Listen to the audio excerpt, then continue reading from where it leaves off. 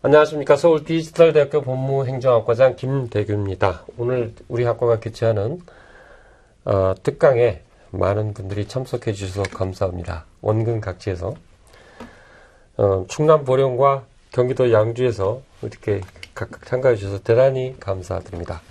오늘 제가 나선 것은 여러분께 우리 학과 오늘 특강 회생파산과 돈 공부의 필요성을 주제로 강의하실 임윤석 대표 변호사님을 소개하겠습니다. 안녕하세요. 법률사무소 푸른동행에서 그 회생파산을 이렇게 맡고 있고 파산관제인 역할을 하고 있는 임윤석 변호사입니다. 반갑습니다. 네.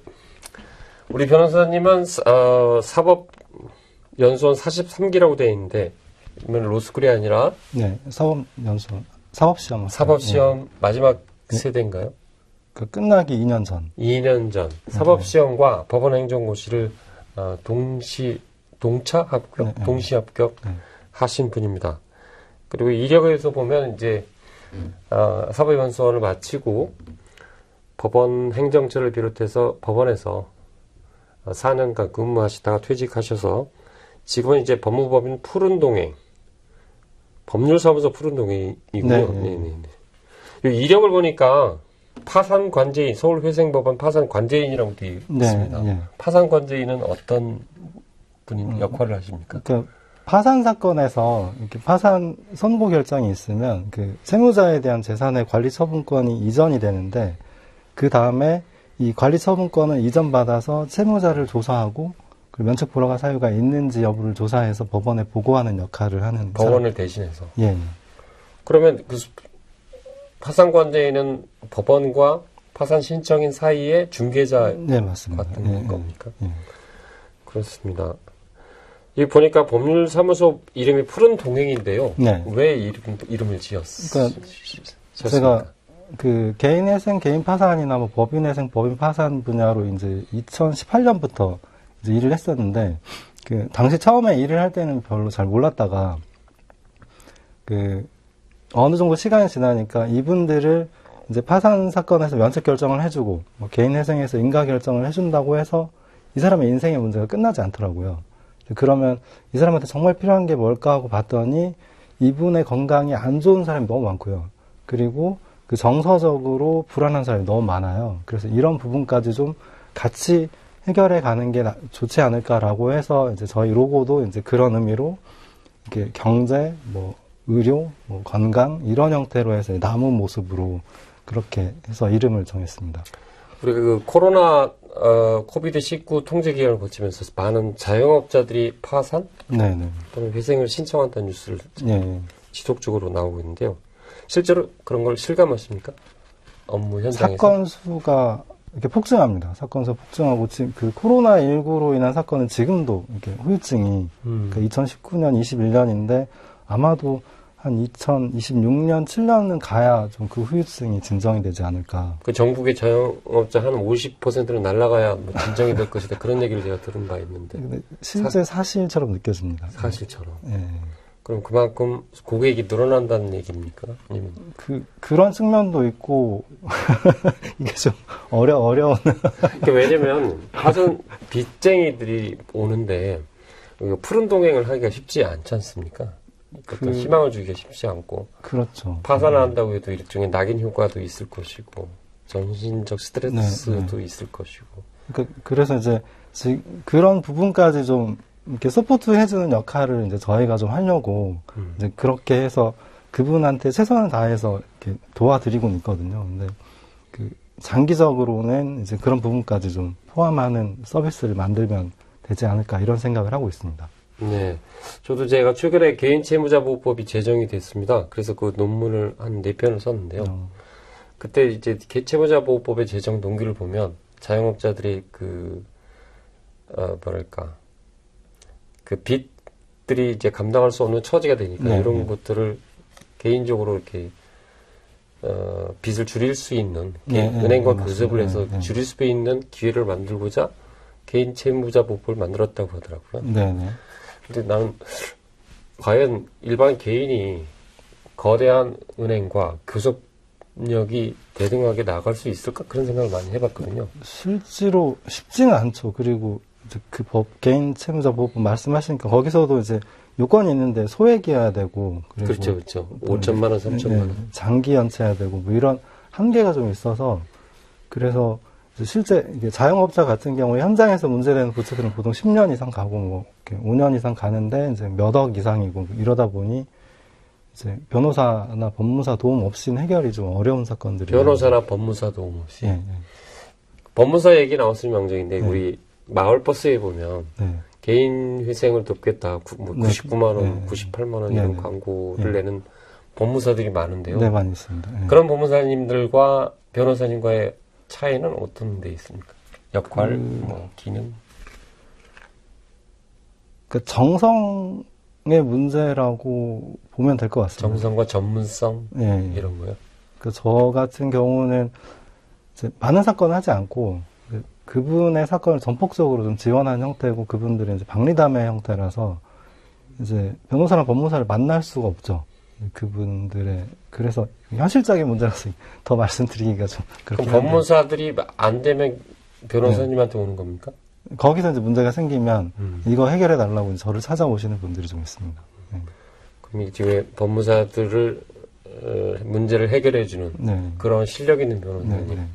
그래서 우리가 알기로는 그 로스쿨에서 이제 변호사 시험을 합격을 하면 연수를 하는데 그 회생 파산에 관해서 연수를 한다고 강의를 하신다고 제가 들었어요. 그러니까 변호사 상대로 이제 뭐 회생 파산 관련한 분야를 맡아서 이제 그 강의를 하고 뭐 실무상 생기는 문제점이나 이런 것도 같이 대화를 하고 그렇게 하고 있습니다. 변호사를 가르치는 변호사. 네. 그리고 이 채무회생법의 베스트셀러 저자가 전대규 변호사인데요. 전대규 변호사와 같이 동업 관계에 있습니다. 그래서 푸른 동행에서 그죠? 네. 전대규 변호사가 채무회생법 책도 쓰고 에세이도 쓰고 저도 읽어봤는데 글이 상당히 가독성이 좋더라고요. 네, 그분 글 꽤 잘 쓰십니다. 네, 잘 쓰고 팔리기도 많이 팔렸던 것 같고. 그래서 내가 이 변호사가 쓴 글이 이렇게 많이 팔리나? 막 쇠가 여러 번 나오고 있잖아요. 에세이 같은 경우는. 그래서 저는 개인적으로 뭐랄까 인문학적 로미오와 줄리엣 베니스의 상엔 빚쟁이들 얘기들 많이 나오잖아요. 거기서부터 최근의 화차까지 영화 화차까지 쭉 문학 작품에 대한 소견도 높고 그런 분과 같이 동업을 하시는 이민정 변호사님 오늘 강의 아무래도 인문학적 소양이 좀 깔려 있지 않을까 그런 생각을 하면서 여러분들한테 잘 모셨구나 이런 생각을 하면서 오늘 강의를 부탁드리고자 합니다. 고맙습니다. 오늘 강의 주제는 회생파산과 돈공부의 필요성인데 이 주제를 들어가기 전에 이제 제가 왜 이 주제를 잡았는지를 좀 설명을 드려보려고. 왜냐하면 보통 사람들 같은 경우는 이 회생파산과 내가 별로 관련이 없다. 이제 이런 생각을 좀 많이 하셔요. 그래서 이제 저 같은 경우는 경력을 보면 서울회생법원에 이제 회생위원으로 근무를 하다가 이제 또 법인파산의 조사위원으로 근무를 하다가 이제 법원을 나와서 지금 현재는 개인파산의 파산관제인으로 근무를 하고 있는데 이제 긴 경험을 통해서 이게 저희 생활하고 너무 깊게 관련이 돼 있다 이제 이런 느낌을 많이 받았어요. 그래서 그 부분을 좀 같이 고민을 해보고자 이제 이 주제를 좀 잡아봤고 그러면 이 강의를 오늘 왜 이렇게 그러니까 어려운 주제를 가지고 이렇게 얘기를 하려고 하는지 한번 말씀드려보겠습니다. 일단 개인 회생, 그러니까 개인 파산과 개인 회생을 합해서 이제 개인 도산이라고 표현을 하는데 이게 추이표를 보시면 그러니까 2023년 기준으로 그러니까 6만 건 정도인데 저희 현재 서울 인구가 2023년 기준으로 2,300만 정도 돼요. 2,300만. 그러면 이게 지금 저희가 사는 거하고 이 퍼센트하고 맞냐? 그러면 0.28이거든요. 0.28%면 나랑 아무 상관이 없는 이런 느낌이 들어요. 근데 개인 파산 사건 한번 신청을 하면 보통 2년 정도 갑니다. 끝나는 때까지. 그리고 개인 회생 사건은 한번 신청을 하면 5년 정도 가요. 그러니까 이게 누적이 돼서 계속 돌아가는 거죠. 5년 동안. 그렇게 해서 계산을 해보면 이게 26만 정도, 26만 건 정도가 나오는데 그렇게 해도 퍼센트 자체는 높지 않아요. 그러니까 2,300만 대비 26만이니까 1%밖에 안 나오잖아요. 그러면 이렇게 해도 그 나와 관련이 없다. 이제 이렇게 느껴지거든요. 근데 이제 여기서 이제 인문학적 상상력을 좀 동원을 해보는 거죠. 아니, 왜 사람들은 그렇게 많이 회생파산 얘기를 할까? 왜 사람들은 부채 때문에 힘들다고 할까? 이제 이런 얘기를 한번 생각을 해보는 거죠. 이제 이런 생각을 하는 거는 제가 회생법원에 있을 때 조사를 하다 보면 부모님을 불러요. 그 채무자를 부르는 게 아니라 부모님을 불러가지고 이 사람 왜 이러냐 이렇게 좀 물어보기도 하고 그러거든요.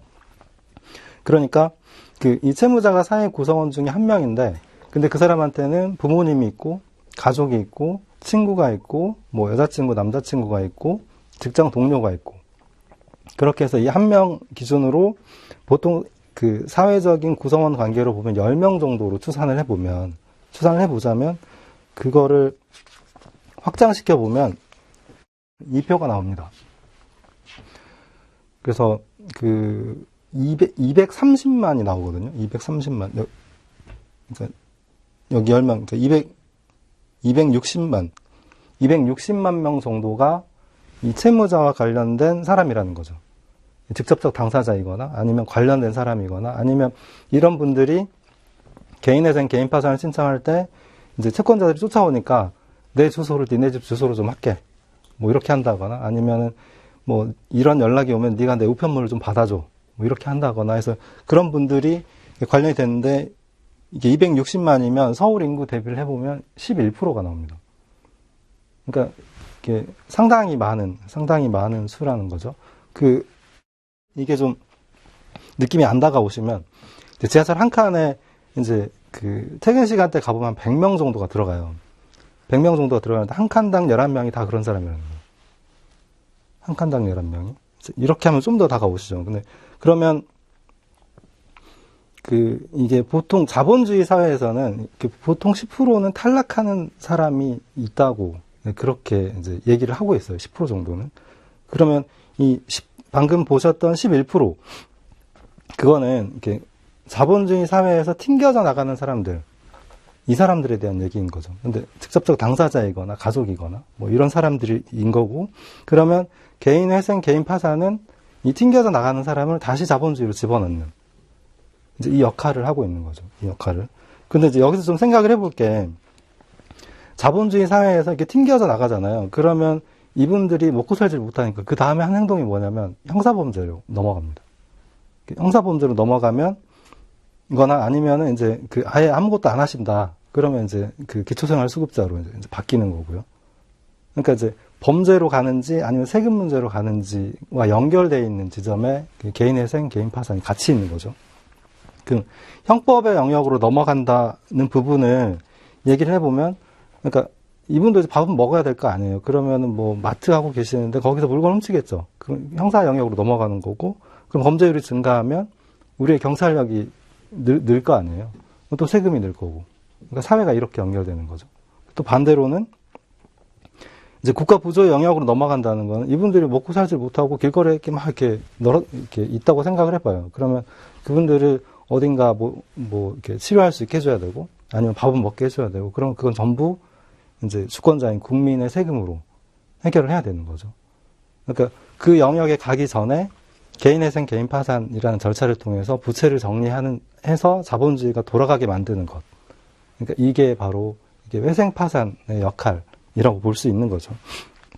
그럼 일단 이제 개인회생, 개인파산을 말씀드렸으니까 이게 개인회생 절차 개념 잠깐만 설명을 드리면 이게 재건형이라고 하는데, 그러니까 그분이 나중에 벌어들일 소득으로 현재까지의 부채를 갚으면 뭐 한 3년 동안, 그러니까 생계비를 빼고 남는 돈을 갚으면 나머지 채무를 면책한다.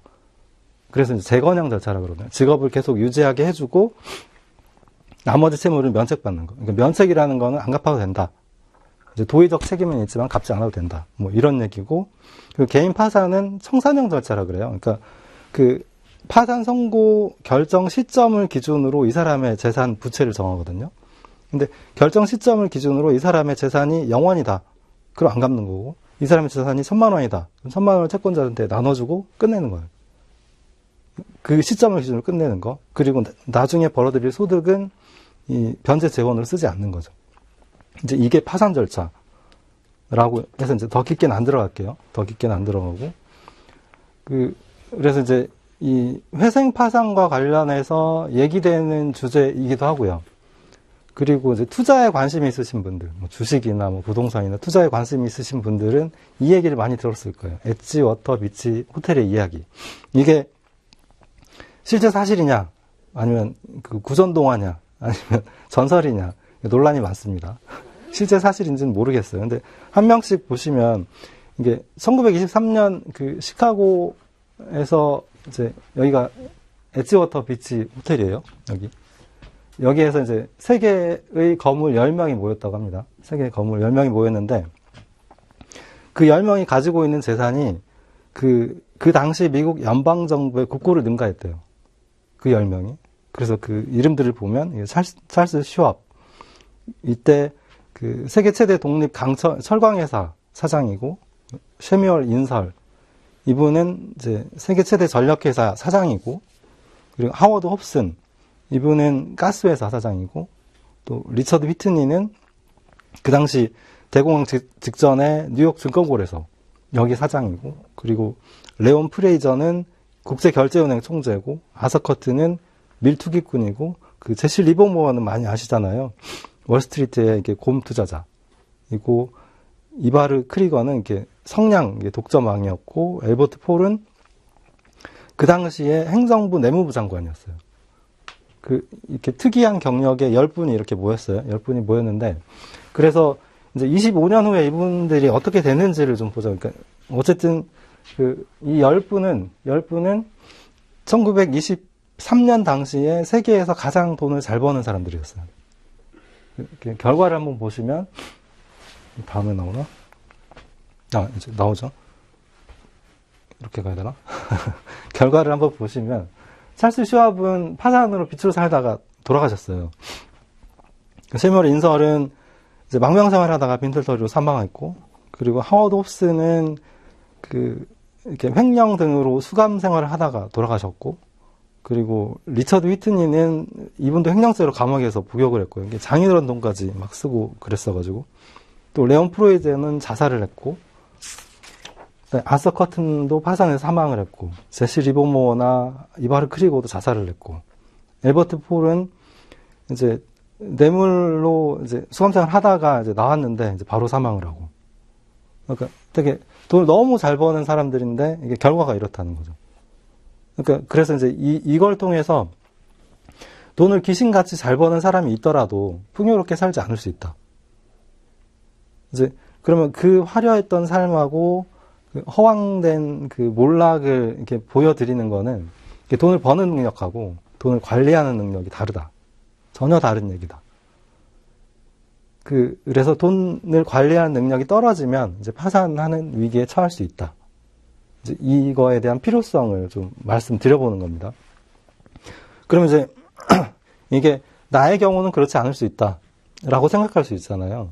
그걸 대비해서 이제 좀 말씀을 드리면, 파산 관제인은 개인 파산 사건에서 채무자를 조사를 해요. 근데 조사를 하는 내용이 이분이 재산이 얼마고, 이분의 수입이 얼마고, 이분의 부채는 얼마고, 이걸 조사를 해서 이제 법원에 보고를 하는데, 동시에 이분한테 면책 불허가 사유가 있는지, 이것도 조사 보고를 하거든요. 근데 이렇게 하는데, 이제 매달 10명에서 15명을 이렇게 면담을 해요. 매달 그 정도 선고가 되거든요. 이제 저의 경우에 이제 매달 그렇게 상담을 하는데, 이렇게 상담을 해보면 이제 지금 이렇게 한 게 벌써 4년 정도 됐는데, 이게 그걸 한 4년 쭉 지나오다 보니까 이게 역사의 변곡점 비슷한 게 보이더라고요. 그러니까 그 시기에 집중돼 있어요, 사람들이. 그 시기가 연도로 치자면 1997년, 이거 아직도 문제됩니다. 그리고 2011년, 그리고 2019년, 2024년. 크게 여긴데, 1997년에 문제가 생겼던 분들 지금도 파산하고 있어요. 지금도. 해결 못 해가지고. 그러니까 되게 신기한 거죠.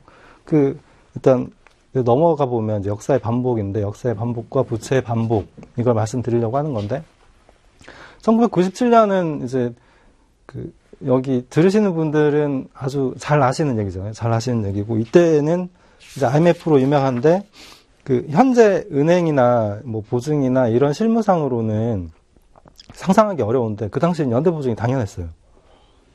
돈 빌리면 그냥 다 보증 쓰는 거야, 그냥. 이거 너무 당연한. 근데 지금은 안 그렇거든요. 지금은 안 그런데, 근데 이제 제가 면담을 하는데, 면담하셨던 채무자분이, 그러니까, 언니랑 같이 살았죠.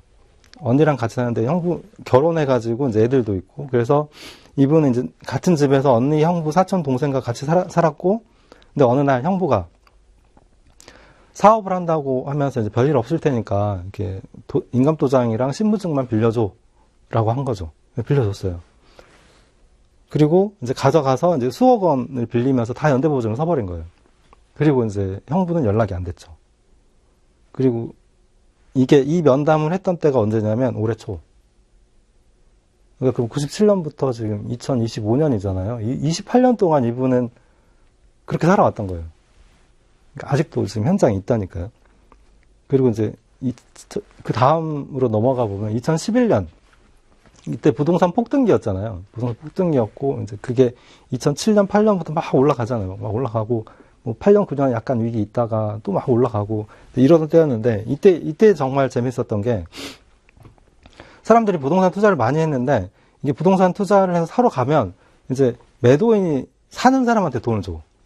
그러니까 이런 이해할 수 없는 시장이 있었죠. 그러니까 보통 빌라에 그 임차인이 들어가 있고 설정돼 있고 이제 그 상황에서 매수인한테 넘기는 거예요. 근데 그 설정과 보증금이 이 시가를 넘어. 그러니까 그 차액을 매도인이 주는 거예요. 뭐 1,000만 원, 2,000만 원 이렇게 주면서 가져가라고 하는 거죠. 그래서 이제 너무 좋아서 받았는데 일정 시기가 지났더니 갚으라고 하는 거죠. 보증금 돌려줘야 되는 거고. 그래서 쭉 내리막인 거죠. 2011년 이후로 이분도 거의 한 15년을 이제 암흑의색에 이렇게 살았던 뭐 그런 경우고, 그리고 이제 너무 행복하셨던 때죠. 2019년 비트코인 많이 하시지 않았나요? 안 하셨나요? 관심 없나요? 그러니까 전 개인적인 경험으로 2017년부터 19년까지 저도 주식하고 비트코인 했었어요. 해가지고 이제 다행히 운 좋게 이제 일부 회수가 돼가지고 그걸로 이제 기업 비용 쓰고 막 이렇게 했었는데, 그러니까 이때 2019년에 비트코인 꼭지를 찍으면서 이제 그때 공무원들은 진짜 투자에 관심 없거든요. 관심 없는데 이제 공무원 그렇게 이렇게 투자와 무관해 보이는 공무원들이 투자 얘기를 막 하고 하는 거예요. 그리고 이제 택시 아저씨도 택시만 타면 계속 비트코인 얘기만 하는 거죠. 그리고 이제 시골에 저희 어머니가 계신데 저희 어머니도 그 얘기를 하는 거예요. 그 비트머신이야 그걸로 돈을 벌었다든지 이러면서. 그러니까 저희 어머니 시골에서 농사 짓고 있는데 그분이 비트코인하고 무슨 관계가 있는지 모르겠는데 그러던 시절이었어요. 이게 2019년, 20년 그때. 그리고 쭉 내리막이었잖아요. 이제 그분들이 대거 개인 회생, 개인 파산을 또 들어오는 거예요. 그리고 이제 2019년, 말씀을 드렸고, 이제 2024년이죠, 그 다음에. 그때 이제 2019년에 주식과 비트코인이 너무 이렇게 잘 나가서 달까지 가자라는 저게 비트코인 관련 소설이에요. 저게 출판된 게 2021년인가? 아마 그랬을걸요? 요즘에 또 뜨고 있죠, 요즘에. 요즘에 나오는데 다시 비트코인 올라가니까. 그러니까 역사는 이게 돈다는 거죠. 그러니까 운율만 다를 뿐이지 돌아간다는 거죠. 그리고 이제 2024년 이제 다시 이제 주식과 비트코인 시절이 돌아왔습니다. 지금도 마찬가지죠. 지금도. 근데 이제 이거는 예를 든 거고 보통 이제 네이버 광고나 뭐 카카오 광고나 이런 걸 통해서 주식 투자에 관한 공부를 하자 뭐 이렇게 하거든요. 그래서 링크를 보내가지고 급등주 추천을 해주겠다 해서 이제 첫 번 막 하다 보면 한 두세 번은 맞아요. 그러면은 보통 한 10만원, 20만원 보내면은 이분이 한 뭐 30만원, 50만원 이렇게 얻거든요. 근데 그렇게 몇 번 하다 보면 이제 다시 또 연락이 오는 거죠. 이제 투자 금액이 늘어나면 주식 배정을 우선적으로 해주겠다. 이제 그러면서 투자 금액이 이제 100만원, 200만원 올라가는 거예요. 그러다가 이제 막 이렇게 하다가 이제 또 어느 시점에 VIP 단톡방이 있다. 들어와라. 이렇게 그러는 거죠. VIP 단톡방에 딱 들어갔어. 그랬더니 VIP 회원 중에 3억 원 이상이 되는 사람한테는 특정한 날짜에 1.5배 이상의 수익을 주게 해주겠다. 이렇게 하는 거예요. 3억 원 내면 4억 5천을 준다는 거잖아요. 그러니까 하기로 한 거지. 이분이. 그래서 자기 갖고 있던 보험 해지 환급금, 뭐, 그리고 주식도 팔고, 기존 주식도 뭐 삼성전자 이거 다 팔고, 그리고 예적금 다 출금하고, 이렇게 다 넣었는데 부족한 거예요. 그러니까 2억 원 정도? 1억이 부족하잖아요. 근데, 그래서 생각을 한 거야. 이제 이분이, 그러니까 그 특정한 날짜가 있어요. 그러니까 그 부족한 시기가 한 일주일 정도 됐는데, 그 일주일만 돈을 넣었다 빼면 되잖아요. 이제 그분 생각에. 이게 사실이라면. 근데 이제 이분이 복지관에서 회계로 일을 하셨어. 회계로 일을 하시면서 OTP 카드랑 계좌랑 뭐 다 가지고 있었어요. 그래서 빼서 넣은 거죠. 회사 거를. 1억 원가량을 빼서 넣었어요. 그리고 이제 잡혀가신 거죠. 그리고 그 날짜에는 이 부자 언니 유수준이 연락이 안 됐고. 그리고 나서 이제 저한테 이제 파산 선고돼서 면담하러 이제 온 거죠. 그리고 이분은 이제 면담 도중에 그 형사재판을 실형 선고가 나와가지고 이제 더 이상 만날 수가 없는 그런 상황인데, 그 지금 전체적으로 보면은, 그러니까 뭐 IMF의 그 보증 같은 경우는 그 부채에 관해서 타인의 결정에 맡겨버린 거잖아요. 그렇잖아요. 그리고 그 방금 복지관의 그분은 남의 돈을 대하는 태도를 볼 수 있잖아요. 남의 돈을 아무렇지 않게 쓰잖아요. 그러니까 그리고 또 수익이 나면 돌려준다는 말에 뭐 그렇게 했다고 하는데, 며칠만 사용한다는 게 바로 그냥 횡령인데, 바로 범죄인데. 그러니까 형법에는 빠꾸라는 게 없다는 단어가 있거든요. 그러니까 그 어떤 행위가 일어났으면 그 사람 사정이 어떻든 나중에 뭘 했든 간에 그냥 범죄예요.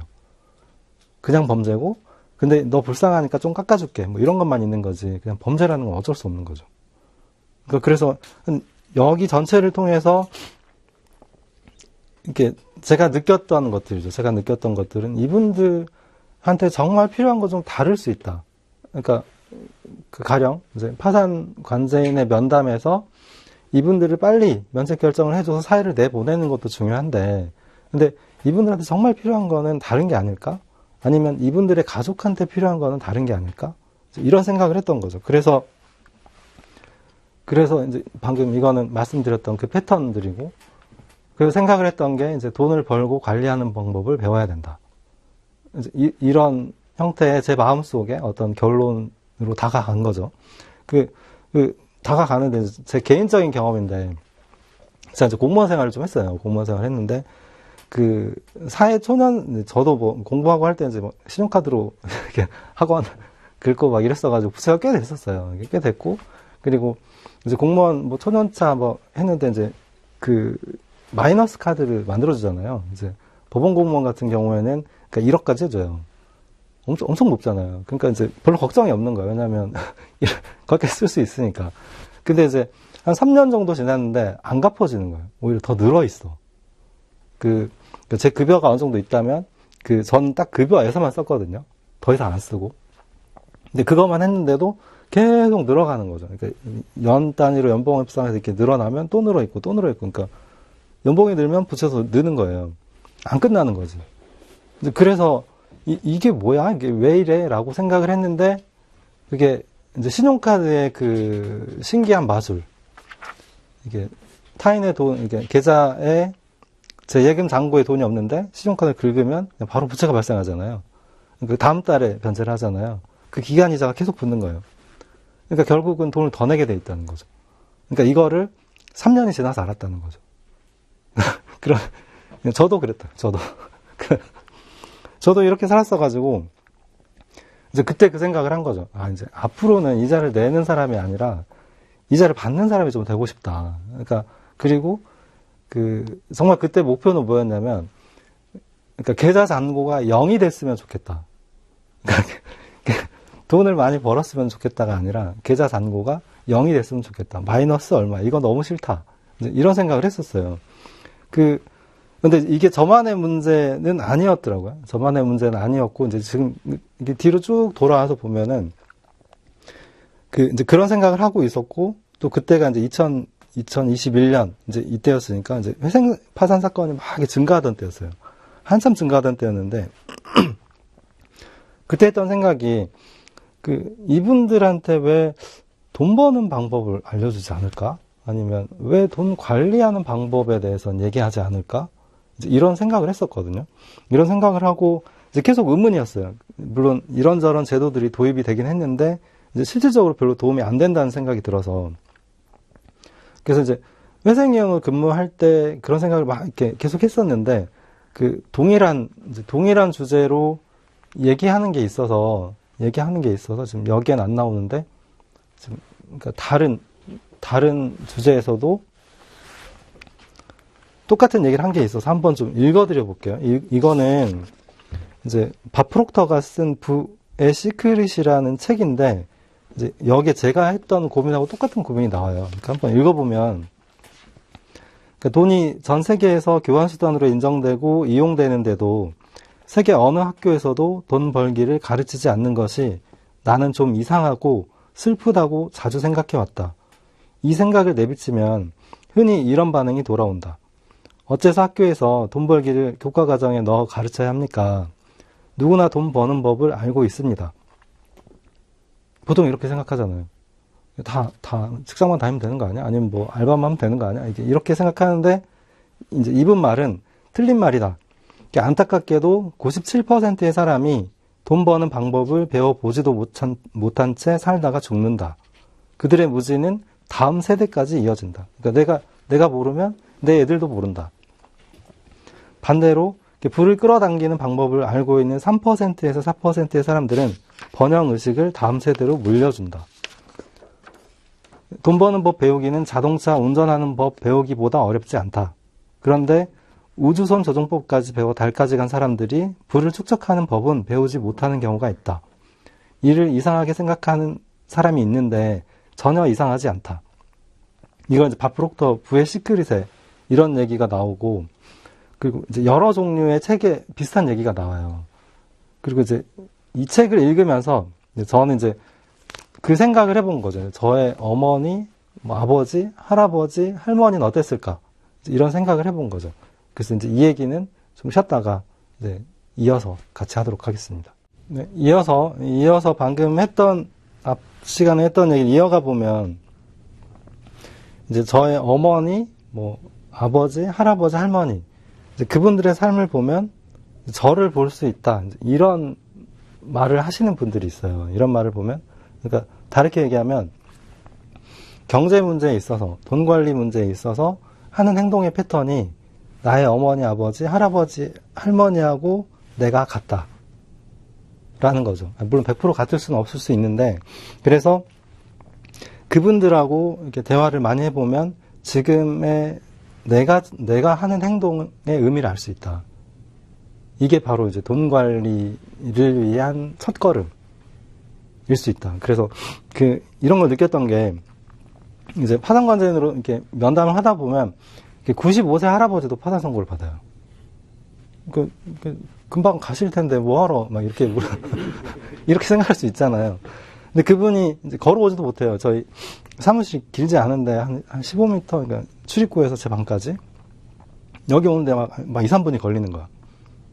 근데 이제 저는 이제 전부 다 면담을 해서 근데 하여튼 왔어요. 오셔가지고 이제 너무 힘들게 앉으시니까 이제 저도 기다리다가 막 숨이 막히더라고. 그래서 아니 걸어오기도 힘드신데 왜 파산 신청을 하셨어요? 그랬더니 얘들한테 물려주기 싫어서 그렇게 답을 하시는 거예요. 그럼 그분이 이제 거의 한 4, 50년을 도망 다니시다 보니 이제 재산이 아무것도 없잖아요. 그러니까 조사할 게 없어. 그래서 그냥 집은 어떻게 가시려고요? 하고 이제 끝냈는데 여기서 또 이제 연결되는 주제가 있어요. 이제 이 상속재산 파산이라고 이제 사람이 돌아가시고 부채가 많으면 이제 한정승인이라는 제도가 있었어요. 상속포기 한정승인. 근데 여기에 단점이 뭐냐면 민법에서 상속인들이 채권자들한테 내용 증명을 다 보내가지고 재산 얼마가 있고요, 부채는 얼마가 있는데 당신은 얼마를 받을 거고요, 이의가 있으면 말씀하시고요, 이걸 다 해야 돼. 한 명이라도 누락했다, 상속인이 다 책임져야 돼요. 그러니까 이게 너무 힘든 거죠. 하긴 했는데 하지도 않았고 이런 결과가 되는 거죠. 그러다 보니 요즘에는 이제 한정 승인을 할 때 상속재산 파산 신청을 같이 해요. 요즘에 보통. 그렇게 해서 이제 파산관제인이 객관적인 자리에서 그 피상속인의 재산하고 부채 이런 걸 조사해서 한 번에 정리를 하는. 그래서 상속인들 입장에서는 이제 피상속인의 채권자들이 상속인을 상대로 다시 소송하는 걸 막아주고요. 그리고 또 이제 상속인, 그런 측면에 장점이 있는 거예요. 장점이 있어서 이제 상속재산 파산 절차를 좀 많이 이용하는 편이고, 다시 이제 원래대로 돌아가면, 이제 저는 이제 시골에서 살았었다고 했었고, 이제 저희 아버지 농사를 지었어요. 농사를 지었는데, 이제 제 어려서 기억이 뭐냐면, 이렇게 초등학교 때 이제 학교 갔다 와서 뭐 이제 엄마 아빠가 시킨 걸 막 하고 있으면 이제 한 2, 3시 넘어서 이제 아버지가 오셨다가 한 30분 주무시고 나가시거든요. 나가실 때 이제 이렇게 새 그릇에 소주를 가득 따라가지고 이렇게 벌컥벌컥 드시고 마늘 2개를 드시고 또 나가세요. 이제 농촌 그렇게 일을 했었는데, 근데 그게 생각이 나더라고요. 그 모습이. 그 아버지는 돈에 대해서 무슨 생각을 했을까? 저는 그 생각을 해봤어요. 근데 이제 안타깝게 이제 아버지 돌아가셔서 물어보진 못했는데, 이제 저희 어머니는 이제 한국전쟁을 경험을 하셨어요. 그래서 그분한테 이제 좀 얘기를 하다 보면 이제 한국전쟁 얘기만 막 하시는데, 그 돈에 대한 생각을 좀 이렇게 가끔 물어보거든요. 근데 그러다 보면은 어머니 말 속에 제가 있더라고. 그러니까 제가 하는 행동이 이제 설명이 되더라고요. 제가 어떤 특정한 행동에서 이제 이런 행동을 해요. 이제 뭐, 그러면 어머니 행동하고 똑같은 거야. 이제 그때 좀 느꼈죠. 아, 그래서 뭐, 어머니, 아버지, 할아버지, 할머니 계시다면 그분들하고 어떤 경제 상황에서 어떤 행동을 했는지, 왜 그렇게 생각을 했는지 한번 물어보거나, 그분들이 아예 안 계시다. 그럼 뭐 고모나 뭐 고모부, 뭐 이모, 이모부한테 한번 물어보는 거죠. 왜 이 집을 안 사셨어요? 왜 이때 이 집을 사셨어요? 라고 물어보는 거죠. 그러면 그게 지금 내가 하는 행동에 연결이 된다는 거죠. 그래서 이것도 좀 연결돼 있어서 이제 다른 책에서 가져온 문구인데, 이제 혼다 켄이 쓴 책이 있어요. 거기에서 가져온 문구인데, 이게 운을 부르는 부자의 본능이라는 책이 있는데, 그 문구를 한번 읽어볼게요. 당신의 경제적 상황은 가족의 역사와 깊게 연계되어 있다. 우리는 부모로부터 인생에 대해 배웠다. 하지만 학교에서 수업을 듣듯이 돈에 대해 수업을 듣지 않았다. 돈에 대해 고함 치는 소리를 들으면 돈에 대해서는 응당, 고함을 치는 것이라고 배우게 된다. 부모가 각종 청구서를 지불할 때 언짢아 보이면 당신도 역시 청구서를 지불할 때 언짢다. 잘 인식하지 못하는데 좋든 나쁘든 모든 행동은 어릴 때 보았던 학습 행동에서 나온다. 우리가 부모의 영향을 받는다면 돈을 향한 행동과 자세에 대해 부모는 어디에서 영향을 받았는지 추측하기란 어렵지 않다. 바로 부모의 부모다. 놀랍게도 우리 대부분은 부모는 물론 조부모의 어린 시절과 어려움, 성공에 대해 직접 물어보지 않는다. 그들이 무엇을 가장 자랑스러워했는지, 무엇을 가장 걱정했는지 좀처럼 알아보지 않는다. 그러니까 제가 생각했던 거 똑같은 내용이 책에서 발견이 돼가지고 놀라서 이제 그 문구를 가져온 거거든요. 그래서 이제 이 강의에서 회생파산인데 돈을 관리하는 능력을 좀 이게 필요하고 돈에 대한 관심을 가져야 한다. 이제 이런 얘기를 드리는 건데, 근데 이 강의는 이제 어떻게 하면 돈을 잘 법니다. 뭐 이런 얘기는 아닌데, 대신 돈을 대하는 태도하고 돈을 관리하는 능력이 필요하다. 근데 그러면 그거 어떻게 하라는 거예요? 그 출발점이 가족과 얘기를 해보라는 거죠. 그것도 자기 부모님, 할아버지, 할머니가 살아계시면 더 좋을 것 같아요. 그분들한테 아주 옛날로 거슬러 올라가서 왜 거기 사셨는지, 왜 이쪽으로 이사를 안 가셨는지, 왜 그 직업을 가지셨는지, 그 직업을 가졌을 때 어려움이 뭐였는지 한번 물어보면 지금 제가 하는 행동이 설명이 될 때가 있어요. 신기하게. 너무 신기해. 예를 들어주세요. 그러니까 저 같은 경우로 놓고 보면 저도 개인적으로 지금 주식이나 뭐 부동산이나 이런 거 하거든요. 근데 이런 걸 할 때 제가 어느 구간에 매수를 할 때가 있어요.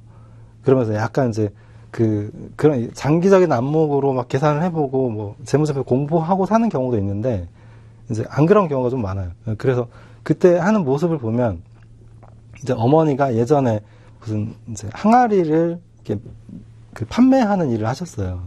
판매를 하실 때 이제 그분이 항아리를 팔 때 이제 사람마다 대하는 게 다 달랐거든요. 그러면 그 모습하고 이 모습이 약간 이렇게 비슷해 보이는 거예요.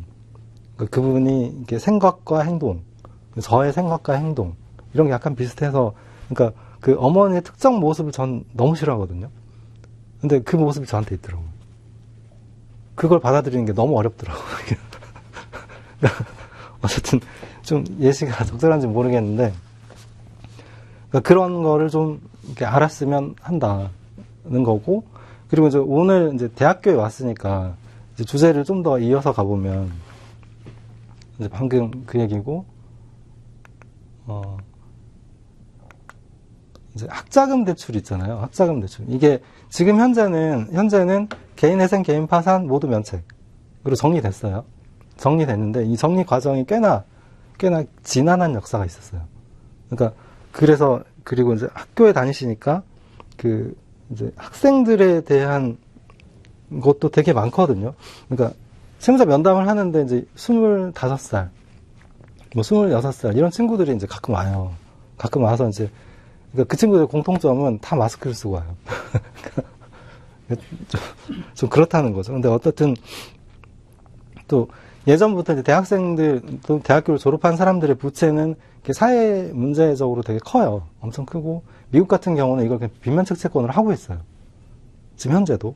이제 그러다 보니까 이게 그러니까 상대적입니다. 그러니까 그게 비면책 채권이니까 그 채권이 되게 비싼 값에 팔려요. 무슨 얘기인지 알아요? 이 채권을 매매하는 사람들이 있거든요. 그러니까 가령 이제 대학생 1000명이 이제 한 명당 1000만 원씩 학자금 대출이 있다고 쳐봐요. 곱하기 하면 엄청나잖아요. 그 채권을 판다고요. 팔 때 프리미엄을 얹어서 팔아요. 반대로 이제 우리나라 같은 경우는 면책이 되잖아요. 이 채권도 팔거든요. 팔 때 깎아서 팔아요. 5%, 3% 뭐 이렇게. 달라요. 전혀 다른 시장이 형성이 되고 있고 어쨌든 대한민국 반값 등록금 논란이 예전에 있었잖아요. 예전에 있었고 그래서 이제 이 당시 기사를 보면은 이제 2020년 기사인데 읽어드려야 될 것 같은데 여기 대학 등록금 기준이고 그러니까 기사를 좀 읽어드리면 등록금 대출을 받은 후 이자를 갚지 못해 연체된 사람들 대학생이 7만이 넘는다. 이제 이런 기사가 나왔었어요. 그러면 이제 생각을 해보는 거죠. 이제 학자금 대출을 만약에 8학기를 다 받았다라고 생각을 하는 거예요. 그리고 집에서 도움을 안 준다. 그러면은 생활비도 써야 될 거 아니에요. 신용카드 써야 될 거 아니에요. 학자금 대출 4년치만 합해도 보통 3천만 원 나오거든요. 그리고 1년 생활비가 1,000만 원이면은 그러니까 신용카드가 1,000만 원이면 되게 검소하게 산 거예요. 한 달에 100만 원도 안 썼다는 얘기잖아요. 근데 부채 금액만 놓고 보면 이미 4천이잖아요. 근데 그렇게 4년을 살았어. 그럼 4천 플러스 3천, 7천. 이자가 붙을 거 아니에요.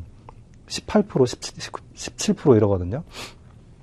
졸업하고 1년차가 되면은 부채가 1억이 넘어요. 지금. 저랑 관계없는 것처럼 들리죠. 지금 대학생들이 그래요. 지금. 그러니까 그래서 지금 이게 대학 등록금인데 연평균 750이라는 얘기거든요. 연평균 750이라는 얘기고 그리고 그 다음 거고. 그래서 이제 대학을 졸업하면 이제 이분들은 부채 연쇄고리 안으로 이렇게 들어가는 거죠. 그 세상으로 던져지는 거예요. 대학을 졸업했는데 세상으로 던져지는 거예요. 근데 이제 이 학자금 대출이라는 제도를 도입할 때 의도는 뭐였냐면 학교 다닐 때 이제 돈을 벌 수가 없잖아요. 그러니까 수업 열심히 하고 그리고 졸업해서 갚아라. 네가 돈 벌어서 라고 했는데 이 얘기는 좀 이따가 이제 종류를 이따 아셔야 되니까 학자금 대출은 이제 방식이 두 가지가 있는데 취업 후 상환학자금하고 일반 상환학자금 2개가 있었어요. 2개가 있었고 그리고 이거에 대해서 이제 이렇게 절차가 다른데 그러니까 일반 상환학자금하고 취업 후 상환학자금 둘 다에 대해서 개인 회생 절차에서는 계속 면책이었어요. 계속 면책이었는데 그 개인 파산 절차에서는 취업 후 상환학자금에 대해서는 비면책 채권이었어요. 옛날에. 왜냐하면 그 취업 후 상환학자금을 면책해버리면 도덕적 해이다. 그 얘기는 뭐냐면 그 국민들이 세금을 걷어서 너네 장학금을 줬고 너네가 안 갚아버리면 국민들의 세금은 날아간다. 이 얘기거든요. 그러니까 도덕적 해이다라는 주장을 한 거죠. 그러니까 이거는 이 도덕적 해이라는 주장이 그거잖아요. 이렇게 그러니까 영리한 개인이 시스템의 약점을 보고 그 약점을 활용한다. 근데 이제 그 수많은 사람들이 그 정도로 이렇게 그런 생각을 했을까? 오히려 현실적으로 어쩔 수 없이 대학교는 나와야 취업은 될 것 같고 라는 생각에 그렇게 대출을 받은 걸로 이제 저는 생각이 드는데, 근데 이제 이분들이 좀 불행한 게 있었죠. 뭐냐면 이제 학자금 대출을 받고 학점을 열심히 따가지고 대학교를 졸업하면 취업을 할 거야 이렇게 생각을 했는데, 이제 그 25년 전에 태어날 때 25년 후에 취업이 안 된다는 걸 모른 거예요. 그게 그 사람의 잘못인 거죠. 그게 안 웃네. 웃을 줄 알았는데. 네, 말씀하세요. 현실이 그렇다고. 네. 그러니까 취직이 안 되니까 이제 학자금 대출은 계속 연체되잖아요. 밥 먹고 살아야 되잖아요. 그러니까 또 신용카드 쓰잖아요. 또 이제 그 기업에 취직하려고 그랬더니 무슨 자격증을 따오래. 그럼 또 이제 그러니까 이제 뭐 그렇게 2, 3년 가면 부채가 2억이 돼 있어요. 그러니까 이제 그러면 이제 그 편의점 알바를 하거나 뭐 알바를 하잖아요. 요새 알바도 경쟁이 장난 아니에요. 그래서 월 200 벌어가지고 이자도 못 내는 거죠. 그게 안 돼. 그러니까 어쩔 수 없어요. 어쩔 수 없이 회생 파산을 택하는 거예요. 그래서 이제 그럼 개인 파산 같은 경우에는 이제 일반 상환학자금은 면책을 했었는데 이제 취업 후 상환학자금, 그러니까 돈 하나도 안 갚다가 이제 취업하면 그때 갚는 거. 그러니까 그 시선이 그거잖아요. 너 그냥 그거 받고 먹고 끝내려는 거잖아. 이거잖아요. 그러니까 근데 이제 이분은 이제 말씀드렸듯이 25년 전에 태어나면서 내가 25년 후에 취직이 안 될지 몰랐던 거죠. 그거를 그 사람 잘못이라고 봐야 되나 뭐 이런 생각이 좀 들어요. 이게 들긴 하는데 근데 이제 이게 취업 후 상환학자금 제도가 들어오면서 그때 채무자회생법에 취업 후 상환학자금에 대한 비면책 채권 규정이 같이 들어왔어요. 그때. 왜냐면 세금을 뭐 그런 문제가 있어가지고. 그래서 그때 그 재정이위에서 뭐라 그랬냐면, 그러니까 취업 후 상환학자금 제도를 도입을 해서 대학생들이 재학 중에는 그냥 공부만 하고 졸업한 다음에 소득 수준에 따라서 갚아라. 이런 제도 좋은 제도다라고 했는데, 그 최악의 구직난이 기다리면서 2021년 12월 28일 이때 이제 비면책 채권으로 정리를 한 거죠.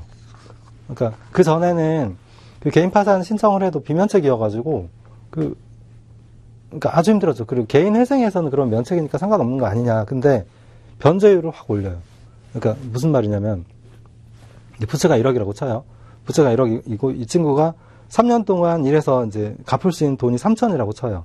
그러면은 그 3천 중에서 취업 후 상환학자금이 있으면 변제율이 올라가요. 그러니까 너는 그냥 4천 갚아라. 이런 식으로 실무가 돌아가는 거죠. 그래서 좀 이상해지는 거죠. 그런 실무 방식이나 뭐 이런 거에 대해서 좀 자세히 설명을 하면 이제 너무 길어지니까. 어쨌든 이제 이런 부분이 있는데, 그러면 이제 청년들의 관점에서 좀 생각을 해보는 거죠.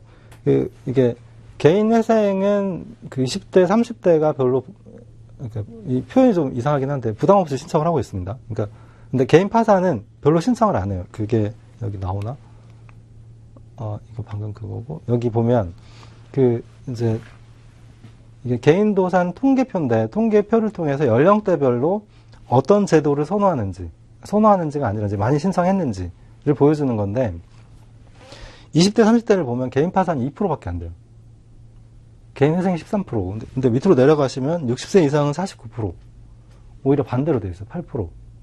반대로 돼 있어서 이게 개인 파산에 대해서 그러니까 20, 30대는 신청을 잘 하지 않는다는 이제 현상을 알 수 있는 거죠. 현상을. 근데 이제 이런 실무에 대해서도 이런저런 말이 많은데 좀 현재 실무자들 중에 좀 그러니까 이거는 이제 저 개인적인 생각입니다. 엄격하신 분들이 좀 있어요. 그러니까 이 부채나 아니면 뭐 이렇게 돈을 갚지 못하는 이런 현상에 대해서 되게 엄격하게 보시는 분들이 좀 많고, 근데 이제 최근에 그러니까 과거부터 이제 서울회생법원이 들어오면서 이 부분을 좀 완화해서 실무 운영을 하고 있거든요. 그리고 이제 내년에 그 대전회생법원, 이제 광주회생법원이 생겨요. 내년에. 그래서 그 이제 저 같은 경우에 이제 이쪽 실무를 하니까 그 대전회생법원, 광주회생법원은 진짜 너무 무서운 곳이에요. 그러니까 이렇게 보정 공고도 막 10페이지씩 보내요. 10페이지. 그거 보정을 하려면 1000페이지를 내야 돼요. 그러니까 하지 말란 얘기. 근데 최근에는 바뀌었어요. 최근에 바뀌더라고요. 그러니까 내년 2월인 몇 월쯤에 광주회생법원, 대전회생법원이 생기는데 올해 속도가 갑자기 빨라졌어요. 올해. 그러니까 그 이제 제 사건을 예로 들면 작년 3월에 이제 신청한 사건이 아직 심사도 안 된 경우가 많거든요. 그 1년 동안 이 사람의 현상이 얼마나 많이 바뀌었겠어요. 근데 최근에 그 이제 작년 8월에 신청한 사건을 이제 한두 달 전에 바로 심사를 들어가더라고요. 그러니까 속도가 엄청 빨라진 거죠. 그러니까 좀 실무가 좀 바뀌어가고 있긴 한데, 그 이제 여기서는 이제 젊은 층들이 이제 개인 파산을 이제 회피하려고 하는 이유가 뭐냐, 이제 여기 강의 안에 안 적었는데 좀 듣는 게 낫다고 하셔서, 그거는 이제 파산 선고를 받고 복권되지 않는 사람에 대해서 이렇게 공적인 또는 사적인 자격을 제한하고 있어서 그래요. 근데 이거를 가지고 이 내용을 잘 알면은 이제 특별히 문제 없다 이렇게 생각을 하는데, 잘 모르시는 경우는 이제 큰 문제가 있다 이렇게 이해를 하거든요. 그러니까 개인 파산을 보면은 이렇게 개인 파산 절차하고 면책 절차하고 두 가지로 나눠져 있어요. 두 가지로 나눠져 있고, 개인 파산 절차는 이분의 부채를 조사하고 재산을 조사해서 채권자들한테 나눠주고 끝내는 절차예요. 면책 절차는 이 개인 파산 사건을 조사하면서 이분이 재산을 숨긴 게 있는지, 아니면 뭐 거짓말을 하는지, 아니면 뭐 그런 면책 불허가 사유를 조사해가지고 면책을 할지 말지 결정하는 절차예요.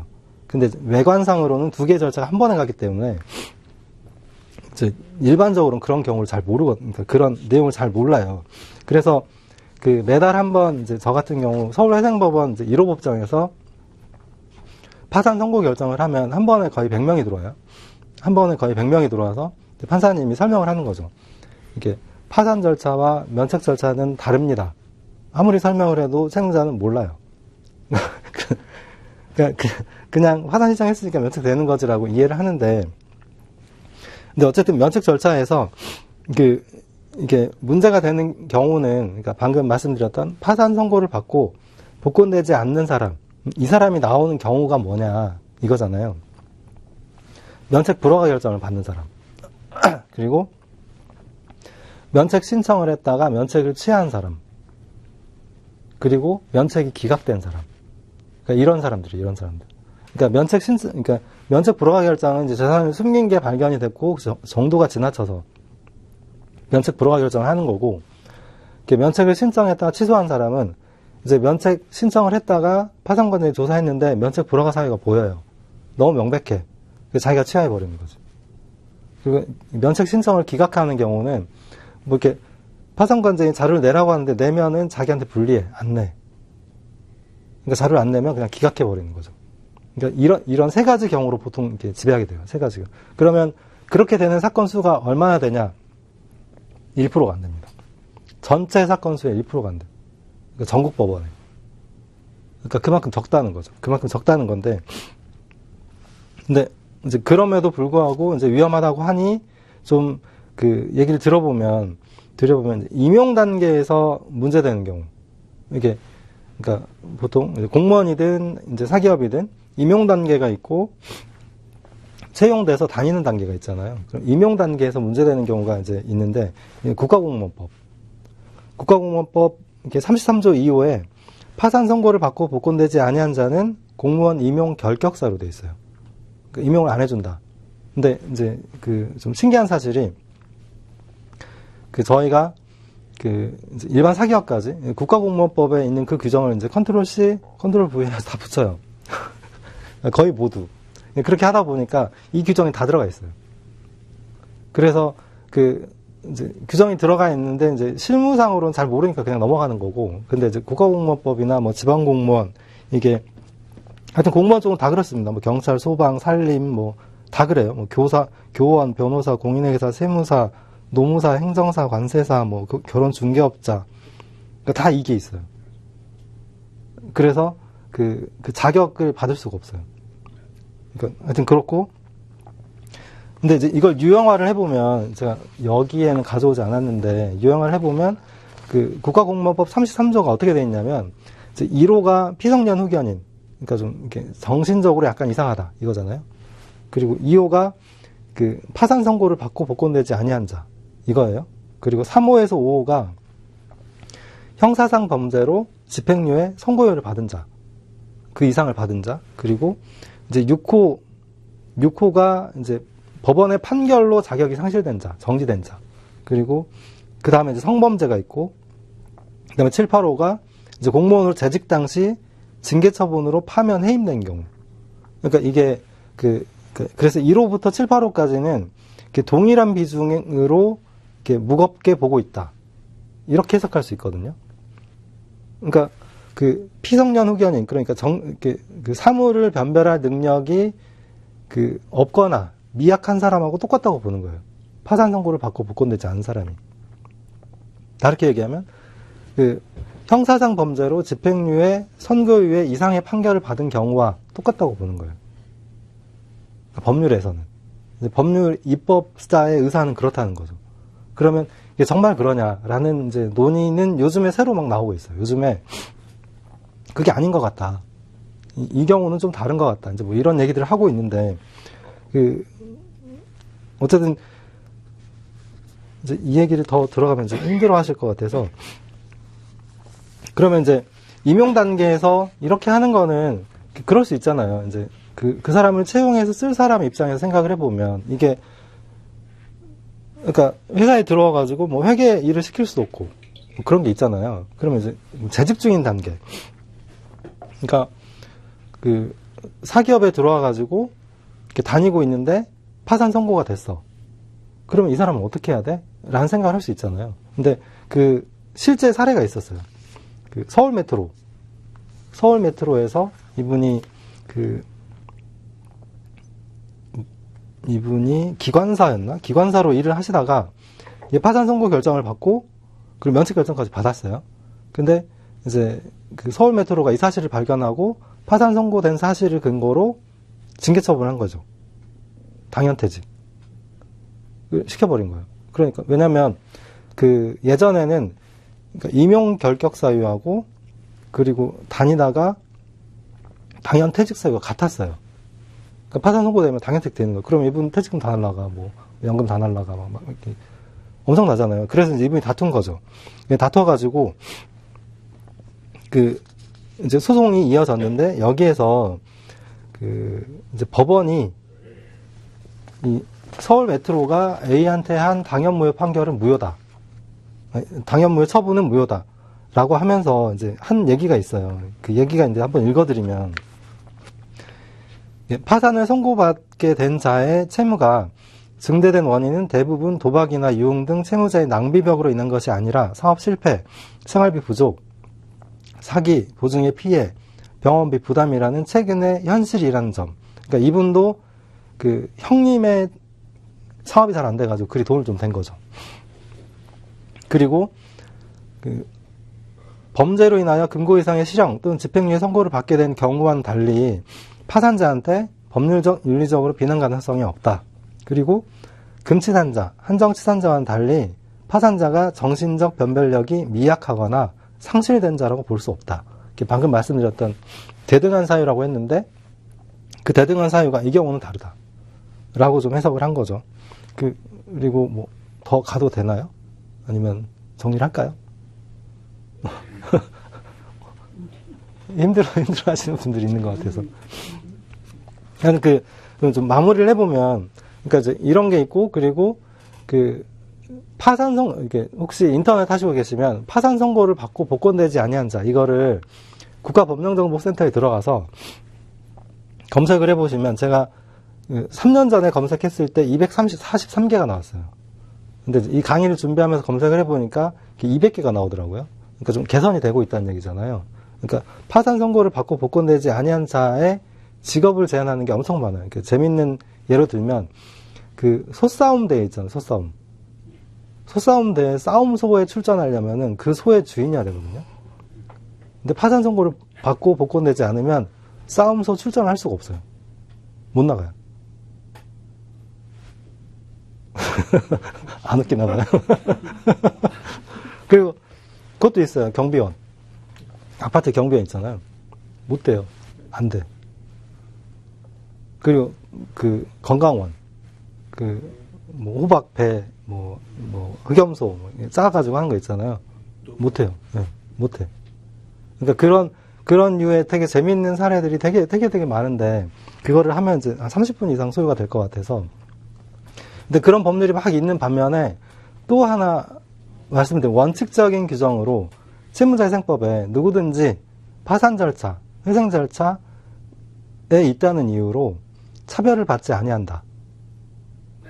라는 규정이 있어요. 라는 규정이 있어서. 그래서 약간 이게 채무자회생법에서 가고자 하는 방향하고 그리고 개별 법률에서의 그 태도하고 약간 이렇게 불일치하는 상황이 이어지고 있고 이제 그 근본적인 출발은 그거 같아요. 이제 이건 개인적인 생각이고 뭐 이렇게 추적 중이긴 한데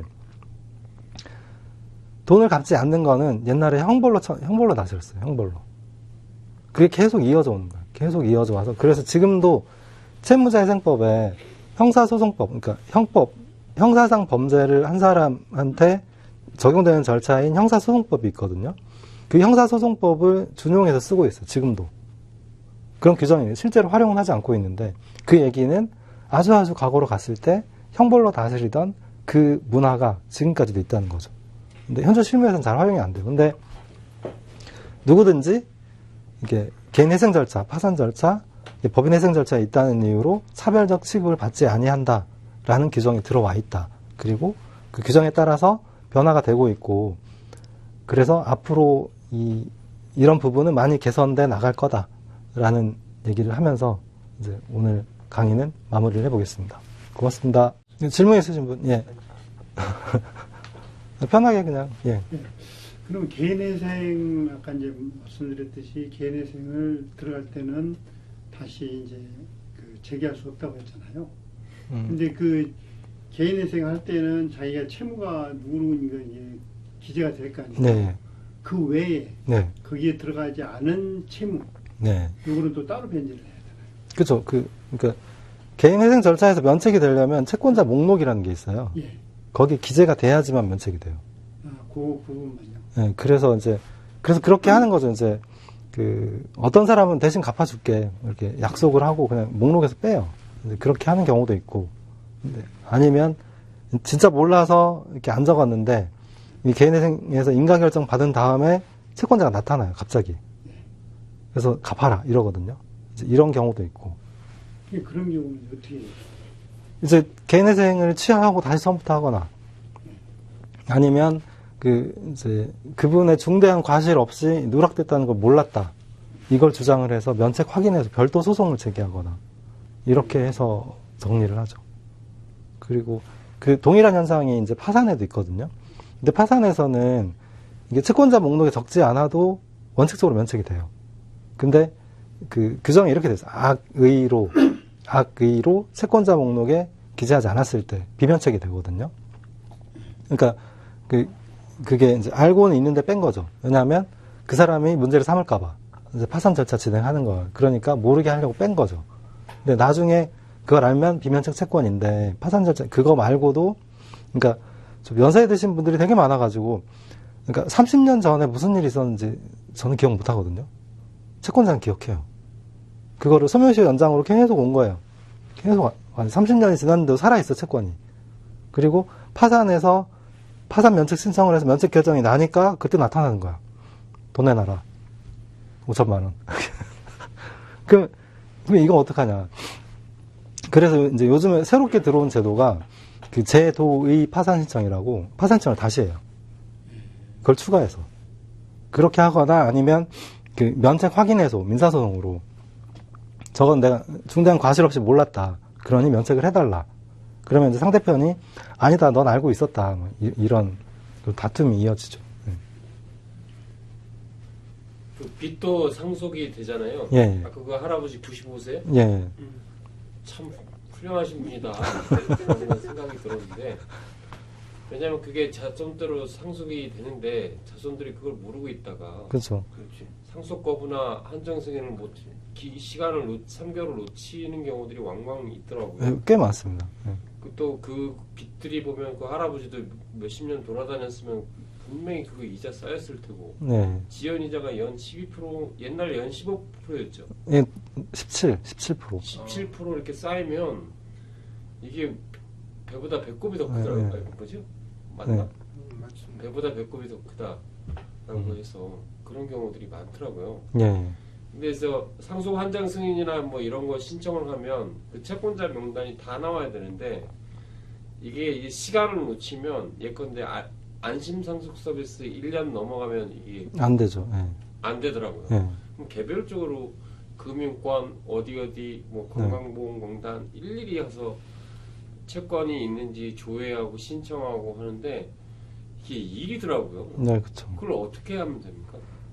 그래서 이게 돌아가셨다 그러면은 이제 부채가 많다라고 알고 있으면 이렇게 그냥 이렇게 상담을 받아보시는 게 나을거든요. 변호사를 수임을 안 하더라도 상담료만 내고라도 좀 물어보시는 게 나을 것 같아요. 왜냐하면 초기 대응 잘못해버리면 끔찍하거든요. 그러니까 제가 지금까지 일을 하면서 개인이 부채 금액 중에 가장 큰 경우를 본 게 2조가 있더라고요. 2조.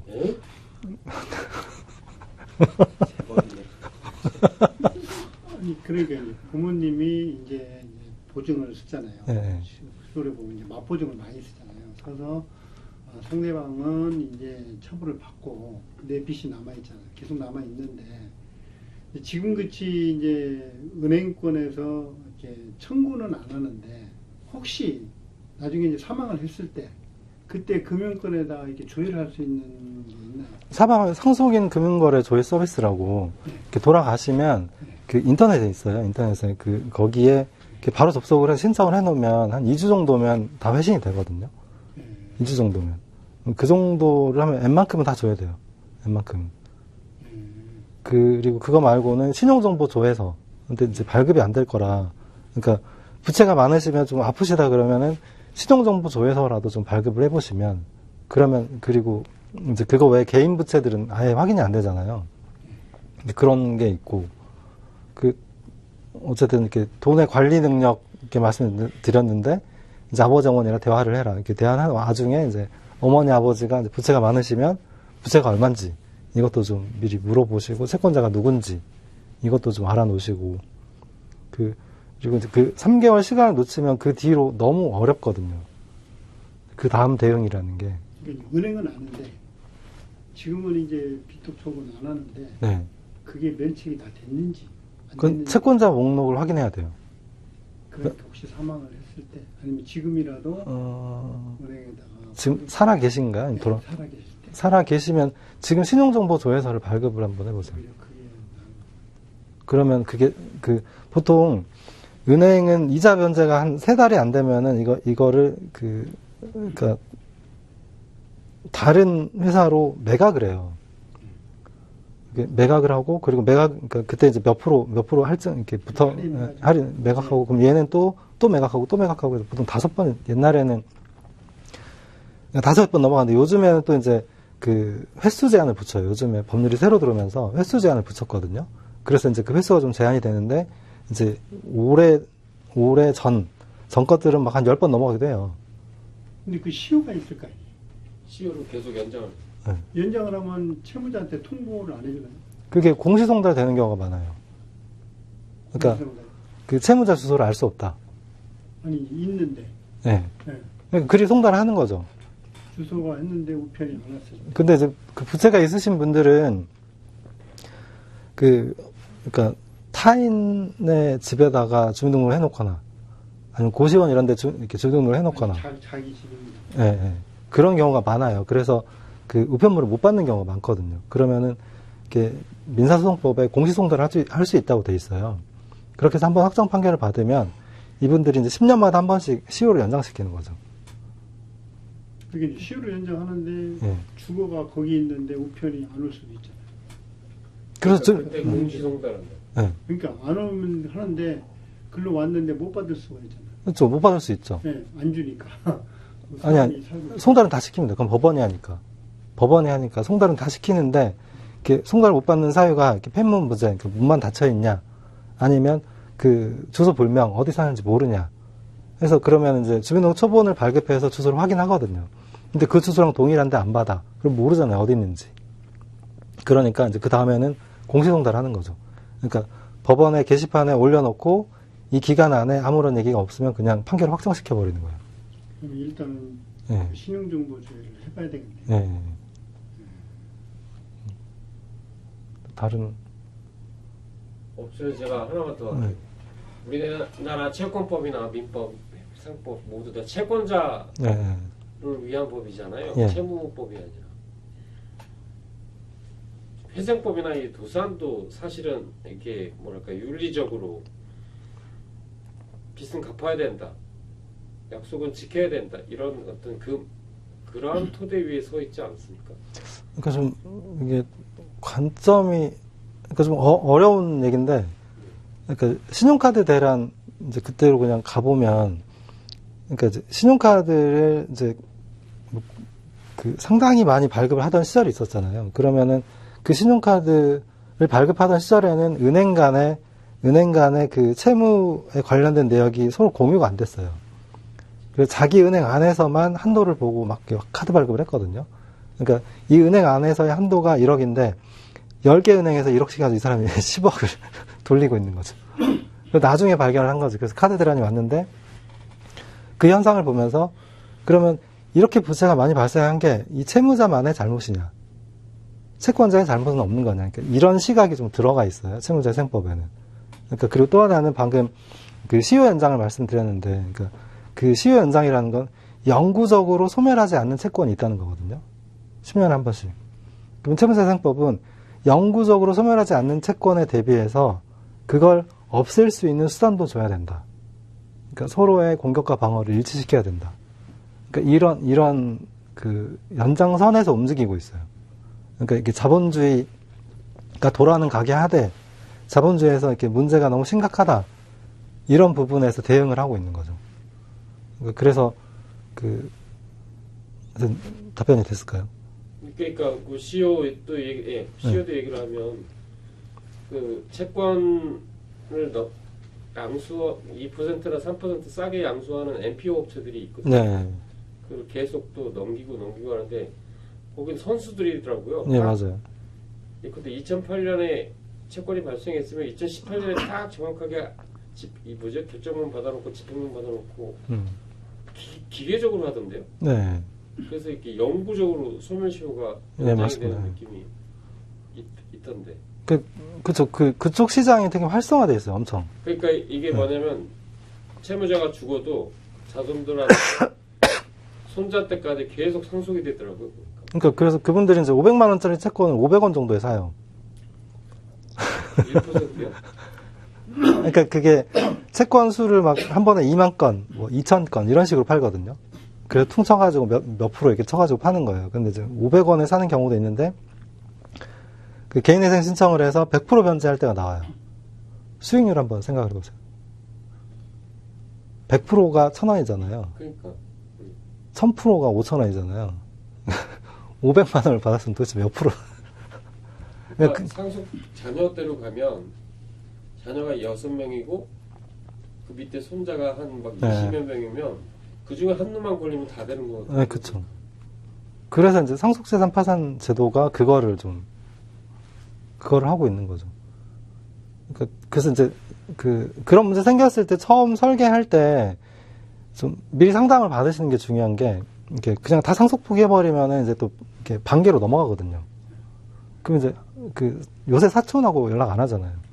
그러니까 너무 심각한 문제가 생기는 거죠. 이제 도의상으로는 그렇고. 그래서 이제 가족이 4명이, 그러니까 상속인이 4명이다 그러면 3명은 상속 포기를 시키고 1명만 한정신을 시켜가지고 이제 이 사람이 상속재산 파산 신청을 하는 거죠. 이제 그런 형태로 좀 이렇게 처음부터 제도 설계를 하고 움직여야 되고, 그게 그냥 우왕좌왕 하다가 3개월 금방 가거든요. 그런 부분은. 전에는 연대보증을 하다 지금 연대보증이 안 하잖아요. 네. 그럼 옛날에 연대보증했던 것도 이렇게 기간이 지나면은 자동 연장이 되나요? 옛날 그러니까 두 채무자한테 시효 연장을 시키잖아요. 10년에 한 번씩. 그러니까 제3채무자죠. 어떻게 보면 연대보증. 그러니까 요새 채권을 다 팔았을 거예요. 그러니까 원래 채권자는 다 팔아서 그 채권을 양수받은 사람들은 그런 것만 전문으로 하시는 분들이에요. 그래서 시효 연장은 100% 합니다. 100%. 그렇게 생각해야 돼요. 연대보증인도? 네. 그러니까 제가 2조 말씀드렸잖아요. 그분이 연대보증 1조 썼어요. 1조. 누구요? 그러니까 아니 제가 본 사람 중에 가장 부채가 많은 사람이 2조가 있었다고. 근데 그 중에 1조가 연대보증이었어요. 그러니까 그런 경우가 있더라고요. 이 채권을 이제 파산을 하고 면책 신고를 받았는데, 이게 아까 말씀한 대로 이제 양도양사하잖아요. 그러면 이제 다른 채권업자가 우편을 보내가지고 갚아요. 네, 맞아요. 네. 통보가 계속 네. 오잖아요. 그러니까 이 우편을 받는 사람은 이제 겁이 나는 거예요. 네. 그 회사가 아닌 다른 채권 출신 회사가 네. 돈 갚으라니까 또 돈을 갚는 사람도 있어요, 또. 맞아요. 있어요. 많아요. 그분들 모르니까. 돈을 갚으면 그 채권 수신업회는 30% 받습니다. 네. 받는 돈의 30%. 네. 이게 옛날 같이 이제 신용법이 바뀌어가지고 실무에 같이 들으니까 재밌으시죠? 지금 찾아가지는 못하잖아요. 돈만 하고 또 일몰 시간 지나서는 못 가게 돼 있고 이렇게 돼 있는데, 제가 IMF 끝나고 나서 아는 지인을 한 5명을 파산 선고 및 면책 신고를 해줬어요. 그 사업하시는 분인데 가족이야 다. 주식회사를 만드니까 다 이사이고 막 이렇게 해가지고 했는데, IMF 때 부도가 나니까 이제 도주를 해가지고 숨어 살고 있는데 어떻게 알고 또 계속 그렇죠. 거예요. 네. 그래서 이제 파산하고 면책 신고를 해서 판결을 받았는데, 그 후에 10년이 지났는데 또 나타나죠. 또 나타나서 우편이 계속 오는 거예요.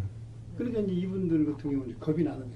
우편만 받으면은 확인을 해보면 돼요. 그 우편을 보면은 하단에 어디 양수채권 이렇게 나오거든요. 예. 그러니까 그걸 확인해야 돼. 그럼 그 양수채권 예전에는 한 5번 이상 이게 넘어왔기 때문에 원채권자를 몰라요. 그러니까 그래서 이제 뭐 가족 중에 용감한 사람이 전화해서 물어보거나 아니면 변호사한테 문의를 하시거나 해서 거기 전화해가지고 원채권자가 누구냐. 그러면 그 파산 사건의 채권자 목록에 있는 사람 것도 있거든요.